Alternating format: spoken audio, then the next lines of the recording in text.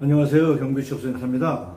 오늘은 2002년 7월 1일부터 시행되는 노동부의 구직활동 촉진을 위한 실업인정 및 재취업 지원 강화에 대해서 먼저 번에 한번 간략하게 설명을 드렸는데요.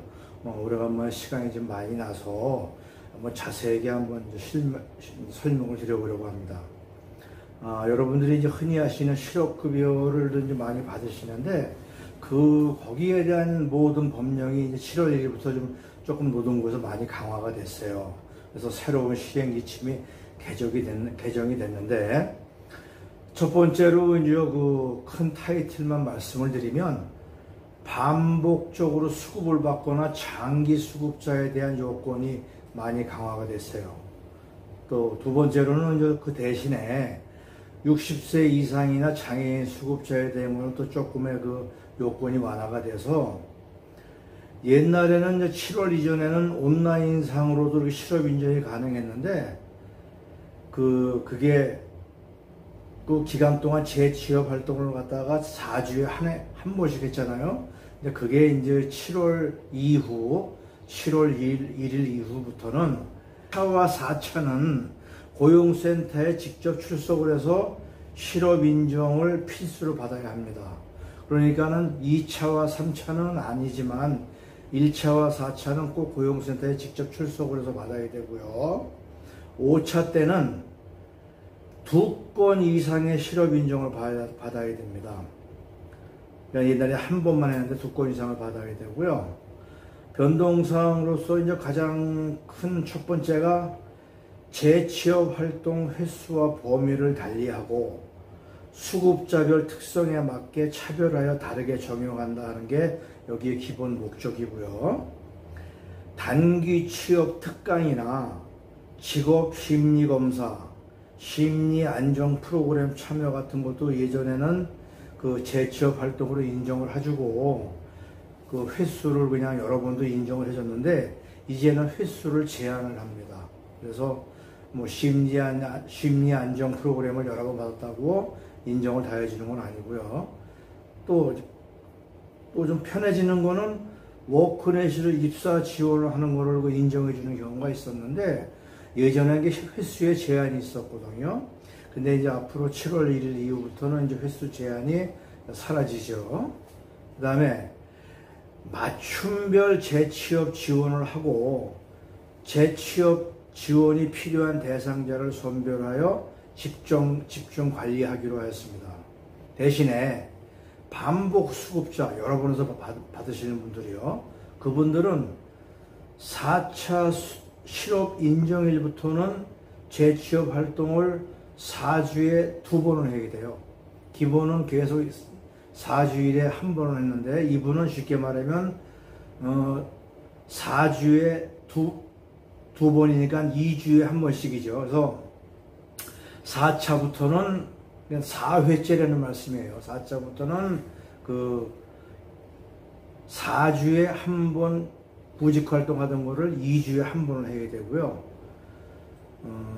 2차부터는 구직 활동만 가능하게 되어 있습니다. 예전에는 그냥 서면으로 냈는데, 구직 활동이라는 건 구체적으로 뭐냐면 입사 지원을 실제로 한 행위나 면접에서 응시받았다는 그런 정확한 증빙 서류를 가져가야 2차부터 인정을 해줍니다.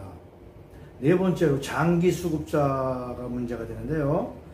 장기 수급자는 이제 1차부터 4차까지는 4주의 1회를 이제 정상적으로 구직 활동을 하고 인정을 해줬고, 그 이후에 5회부터 7회까지는 4주에 2회를 하셔야 됩니다. 또 이제 더 나아가서 이제 8차가 들어가면 일주일에 한 번씩 구직 활동을 하시는 거를 제출을 해야 장기수급자는 실업급여를 제대로 받을 수 있고요. 특히 장기수급자는 실업 인정일 만료일 직전에 고용센터를 반드시 방문하셔야 혜택을 받을 수 있습니다. 여기에 이제 예외가 있는데요. 만 60세 이상 해당자나 아니면 장애인이신 분들은 2차 실업일 인정부터 계속 그냥 재취업을 4주에 1회를 할 수 있게 하고요. 이분들에 대해서는 자원봉사 등 여러 가지를 폭넓게 인정을 많이 해주는 걸로 법이 개정이 돼서 만 60이 넘으신 분들이나 장애인분들은 조금 이제 재취업 인정받는 게 조금 많이 쉬워졌죠. 여기에 또 하나 중요한 게 입사 지원 후에 정당한 사유 없이 면접을 불참하거나 취업을 거부하는 분들이 있어요. 습관적으로 이러는 분들이 있는데 앞으로는 이거는 이제 엄중 조치를 해서 조사 대상이 되고요.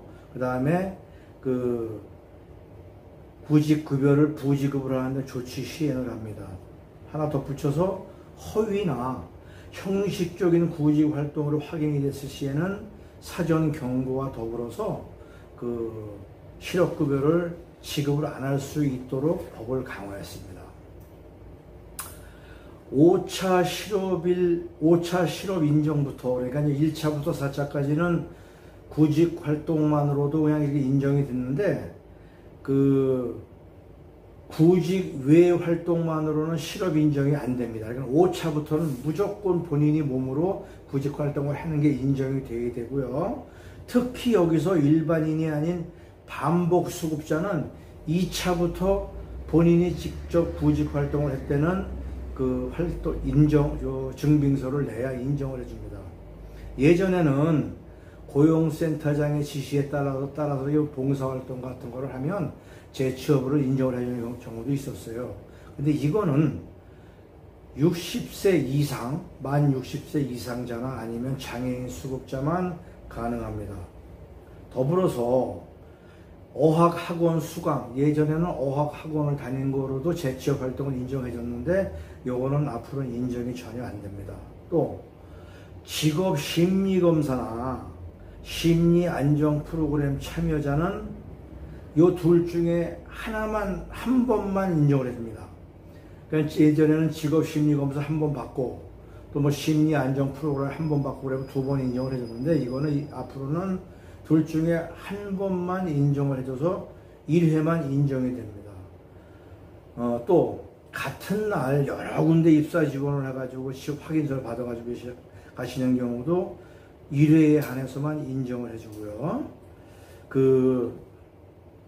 아까 말씀드렸다시피 워크넷의 입사 지원이 옛날에는 몇 회, 4회인가 몇 회로 제한이 됐었는데 이걸 완전히 풀어줘서 워크넷으로 입사 지원은 횟수에 관계없이 인정을 다 해주는데 여기에 주의하실 게 하나가 제가 구인 신청을 할 때 희망 직종을 이제 써내는 난이 있어요. 그래서 제가 뭐 경비를 하겠다, 운전을 하겠다, 뭘 하겠다 그랬는데 해당 직종에 한해서 여러 회 워크넷에 구직 활동을 하는 건 인정을 하는데 여기저기 뭐 경비한다라는 분이 뭐 운전직에도 하셨다가 뭐 미화직에도 했다가 막 이러는 거는 이거는 인정을 안 해줍니다.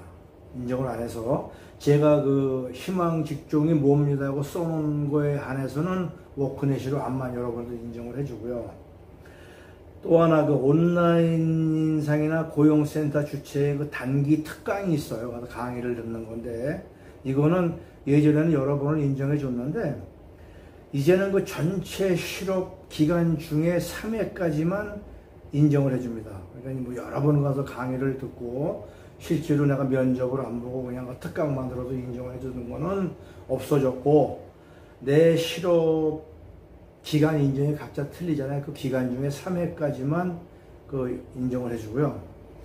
이 달라진 실업 인정 기준이 7월 1일 이후에 실업급여 수급 자격 신청자부터 적용이 되는데요. 기존 수급 대상자 중에서도 장기 수급자에 한해서는 한정적으로 적용을 하도록 변동이 됐습니다. 그래서 이제 실업급여를 받는 게 조금 좀 강해졌고요. 마지막으로 그럼 이제 실업급여의 필수 조건이 있는데 이건 먼저도 말씀을 드렸는데 다시 한번 말씀을 드리면 실업급여의 필수 조건은 3가지가 있어요.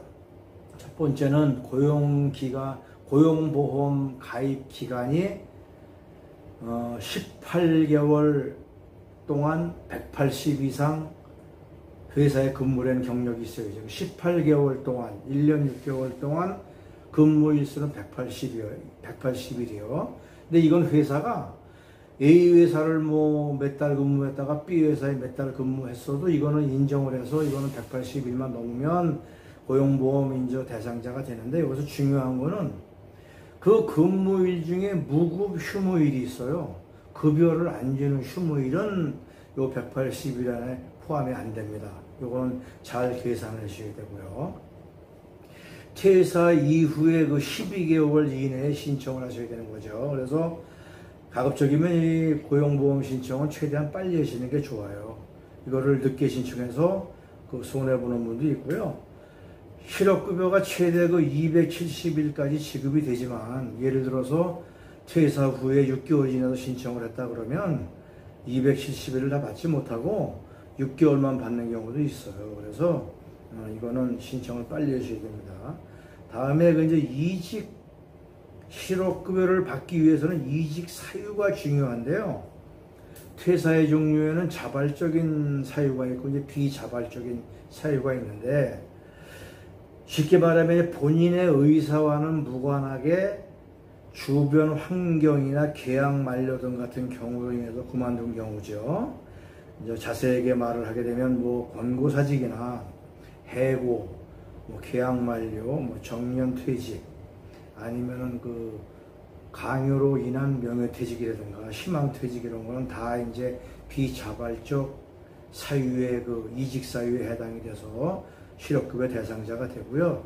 이런 분들은 근로 기간에 따라서 기간은 틀리지만 최대는 270일까지, 그러니까는 9개월이죠. 3, 9, 27 정도 하면 그 정도 받을 수 있고요. 여기에 해당되시는 분은 빠르게 가서 노동부에 가서 신청을 하셔야 이거를 그 최대한 혜택을 전체를 볼 수 있으십니다. 그래서 중요한 거는 7월 1일부터 그 실업급여 수급제에 대한 거를 좀 많이 강화를 했고, 이거의 목적은 뭐냐 그러면 실업급여를 타기 위해서 직장을 다니는 분들이 있어요.